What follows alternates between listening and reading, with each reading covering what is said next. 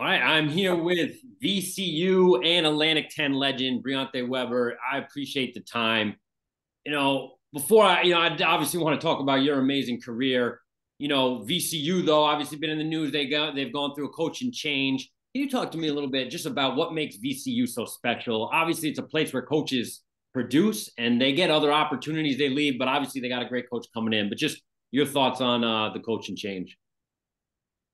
It's a part of the game, man. I respect everybody that's came through the VCU organization. Of course, I've been a part of it since 2011, 2010, 11. So, yeah, I mean, I'm not going to say VCU's not home, but at the same time, it's a place for people to get better opportunities. And that's what it's about. It's been that since before Coach Smart, and it's going to stay that. It's just who we are as people. Like, I mean, as a school, it could be, one of the places that some coach maybe finds a home and says, this is where I'm going to be. But if you have a growth mindset and that's what VCU teaches and preaches, then sometimes it's time for you to level up and see what you can actually do in other organizations. And I can say that's about how the VCU family is about, because now most of the coaches that I've been a part of is about 9 head coaches now, yeah, and all types of universities. So it's just that's what we breed. We breed opportunities.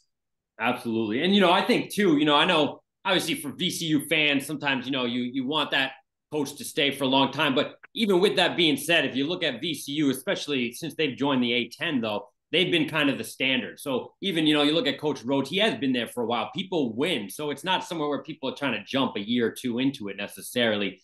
For you, as obviously a great legendary player there and obviously an alum now, what makes just kind of VCU special? You think what makes that place tick and why they're able to be so successful year in and year out? The culture, like, is before me, and it's going to continue like it has been after me, and so on and so forth. Yeah, it's the coaches that instilled a lot into like the players, but still, it's also just the university itself. It's not a traditional university closed campus. It's literally downtown Richmond. Like, it's the heart of the city. Like, cars is like when I would say in the summer when VCU isn't in school, it's nothing going on Broad Street. But when it's school and back, it's a busy place. So like VCU runs that area. So it's easy to see and easy to tell, like, just the toughness and what we bring, like how we connect as a family, as a family, as we would say, like just our connectivity and how we bring each other in and embrace others as well. Absolutely. And, speaking of embracing, I want to talk obviously about you and your career. I stated obviously one of the best defenders in Atlantic 10 history, really not Atlantic 10 history, in NCAA history. You look at what you were able to do. And I know obviously you had that injury that prevented you from getting probably the all-time steals leader. I know Gilliard got that, but he's great, but he did. It would have been way out of reach for even 6 years. Yeah, 7, it wouldn't have mattered. It would have never, I don't care if you got a COVID year twice, it would have been unreachable. But, Allah has different plans and things in store for everybody. So it's not to say, what I'm saying, it's all in those works. But, yeah, that was going to be unreachable. Absolutely. And that's why, records, I look at records now anyways, because of COVID, because of different things. Obviously, they only mean so much. With that being said, I just watching you play, it was one of those things. I mean, it was an event, even just on the defensive end. The other guy, who I'm close with, John Lenahan, another, he was a god when it came to the defensive end, former Providence great. But what made you tick in terms of kind of getting you up on the defensive side of the ball? Why was that something, not just that you excelled at, but that you just enjoyed doing, locking people up on a nightly basis? I mean, that's what I've been taught since I've been playing basketball is the defensive side, because I was always taught that defense is going to pretty much fuel your offense. If you can get in the open court. Like, you don't want to play half court basketball. Nobody wants to sit there and play pass, screen away, cut. You want to be fun. Like, you know, I was bred in the era of let's get out and run. Let's get out wide. Let's pitch the ball up. Like, but you can't get on offense taking the ball out of bounds. You can get on offense a lot of different ways, either stealing it, rebounding. So I felt like I wasn't 6'9" or 6'8", so I felt like if I was going to have the ball in my possession, it was going to either be from taking it from somebody, and that was going to be my knack. And that was that was my identity at an early age. So then by the time I got to college with a little bit of structure and a little bit of just want to, because at the end of the day, in college, everybody can score. Like, I've been around great scorers my whole collegiate career. So it was like, offense is going to be okay, but defense is what's going to keep you on the court. So as a freshman coming in, I seen that was going to be my niche for me, playing as many minutes as I wanted to without having any problems on the opposite end, because that was going to take care of itself. When the opportunity comes to be aggressive, I could do that. But defense is where I was going to make my staple at. I seen that at an early age. Yeah, no, absolutely. And you were part of, obviously, the crew, you know, VC crew that kind of entered into, you know, that transition year into the A10.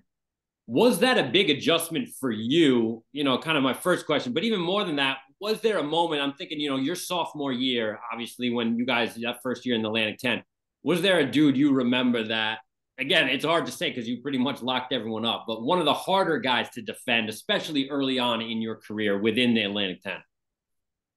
Chaz Williams, UMass. Nobody else in the A10 gave me, I had no problem. Everybody, cool. Chaz Williams, the only one that I would say that really was like, this is going to be a team effort. Yeah. Yep. He's one person.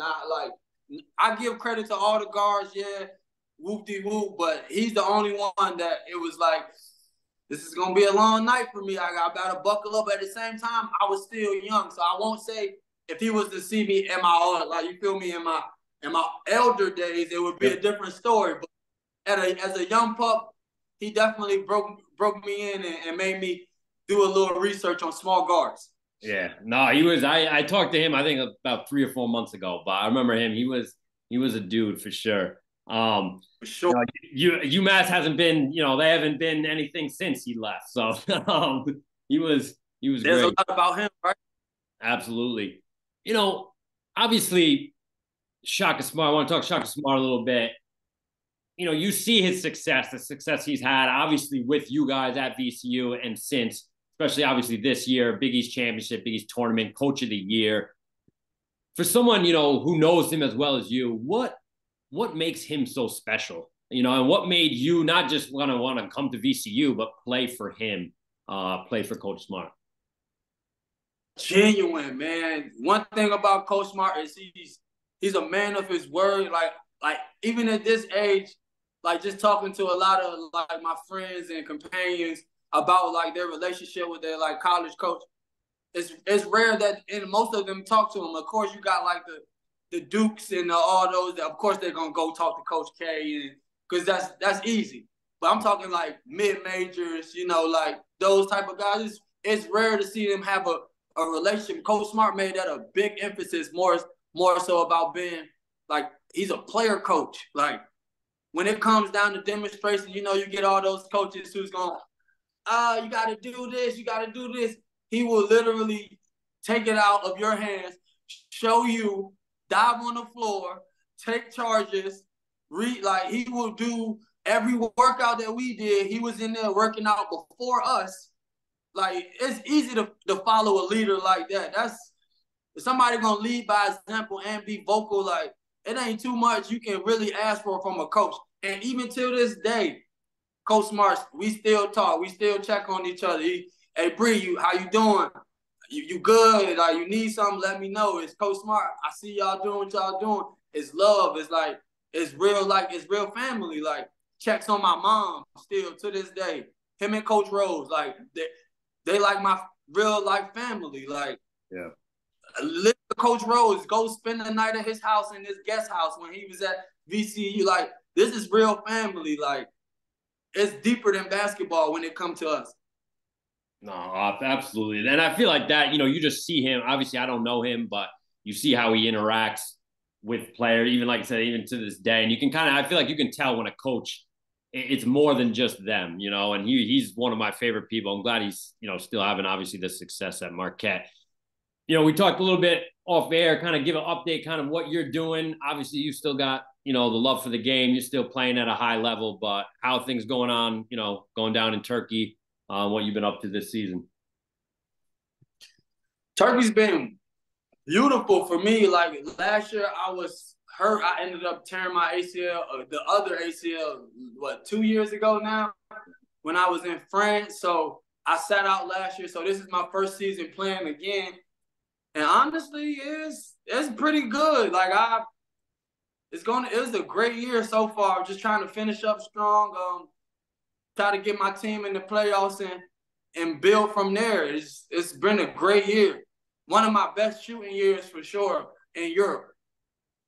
That's awesome. Well, listen, Briante, I appreciate the time. Like I said, you're one of those guys I always enjoyed watching both ends of the floor, but I appreciate it and definitely look forward to keep following your career. I appreciate the time. Thank you.